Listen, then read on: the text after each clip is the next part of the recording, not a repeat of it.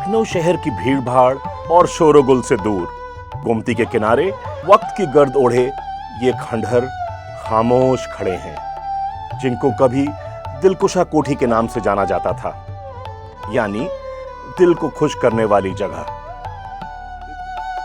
लेकिन आज यहां एक अजीब सी खामोशी है, एक उदासी है। इन टूटी हुई दीवारों और ऊंचे बिना छत के खंभों को देखकर यह सोचना भी मुश्किल है कि यहां कभी अवध की सबसे शानदार महफिलें सजती थीं। कभी यहां हंसी के फव्वारे छूटते थे, जश्न मनाए जाते थे। ये दीवारें सिर्फ ईंट और गारे की नहीं, बल्कि ढेर सारी कहानियों, अरमानों और एक खूनी इतिहास की गवाह हैं। आइए वक्त के पर्दे को हटाकर जरा झांकते हैं। इस कहानी की शुरुआत होती है 19वीं सदी के आगाज में। अवध के नवाब सादत अली खां को यूरोप से और खास तौर से अंग्रेजी आर्किटेक्चर से बड़ा लगाव था। उन्होंने अपने खास दोस्त मेजर ओइजली को, जो एक ब्रिटिश आला अफसर थे, उन्हें एक ऐसी कोठी बनवाने को कहा जो बिल्कुल अंग्रेजी स्टाइल में हो। सन 1800 के आसपास मेजर ओइजली ने नॉर्थम्ब्रिया, इंग्लैंड के सीटो डेलावल हॉल की तर्ज पर इस शानदार इमारत को बनवाया।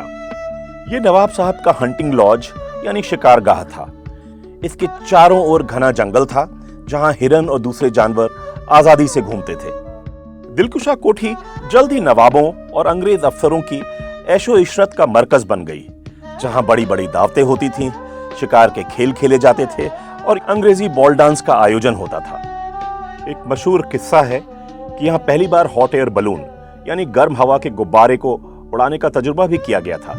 यह कोठी लखनऊ की रिवायती मुगल और अवधी इमारतों से बिल्कुल अलग थी। कहते हैं नवाब वाजिद अली शाह यहां अपनी फौज से रूबरू होते थे, मगर वक्त हमेशा एक सा नहीं रहता। अवध पर अंग्रेजों का दबाव बढ़ता जा रहा था।